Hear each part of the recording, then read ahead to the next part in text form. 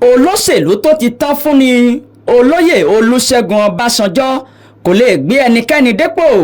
Tinubu ló sọ bẹ́ẹ̀. Aṣíwájú Bọ́lá Ahmed Tinubu ti sọ ògúnlùntú bàbá òkú ọ̀rọ̀ sí olóyè Olúṣẹ́gun Ọbásanjọ́ wípé olóṣèlú tó ti tán fún ni.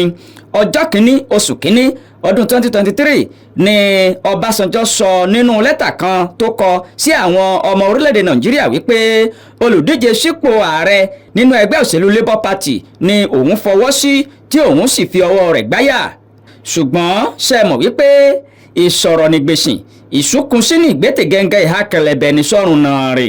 Nínú àtẹ̀jáde kan tí olùdarí ìkéde àti ìròyìn nínú ìgbìmọ̀ ìpolongo ìbò fún olóyè Bọ́lá Ahmed Tinubu àti igbákejì rẹ̀ Kashim Shettima Báyọ̀ Ọ̀nànúgà sọ yìí pé nǹkan tí Ọbásanjọ́ sọ yìí kò dẹ́rù bà àwọn rárá.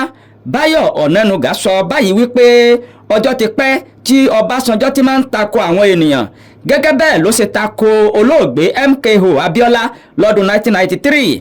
Fífi ọwọ́ sí Peter Obi kò jámọ́ nǹkan kan nítorí wípé ààrẹ nígbà kan náà ń rí kò ní agbára kankan òṣèlú mọ́ láti gbé ẹnikẹ́ni dépò.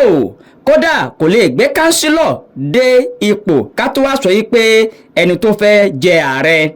Àkọsílẹ̀ wa fi hàn gbangba wípé Ọbásanjọ́ kò rí ẹnìkankan gbé dépò látìgbà tó ti kúrò ní orí ipò ààrẹ.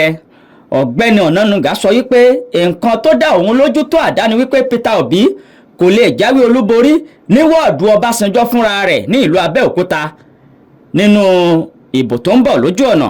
Ọbásanjọ́ ló fi èrò rẹ̀ hàn ní àyájọ́ ọdún tuntun ṣáájú ìdìbò ọdún 2023 fún gbogbo àwọn ọmọ orílẹ̀-èdè Nàìjíríà ìyẹn ìbò tí ó wáyé ní oṣù kejì ọdún tí a wà yìí. Níbẹ̀ ni Ọbásanjọ́ ti sọ wípé Peter Obi ni yóò jáwé olúborí. Aṣíwájú Bọ́lá Ahmed ó wá ti sọ báyìí wípé olóṣèlú tó ti tán fún ni olóyè Olúṣẹ́gun Ọbásanjọ́ kò lè gbé ẹnikẹ́ni dépò.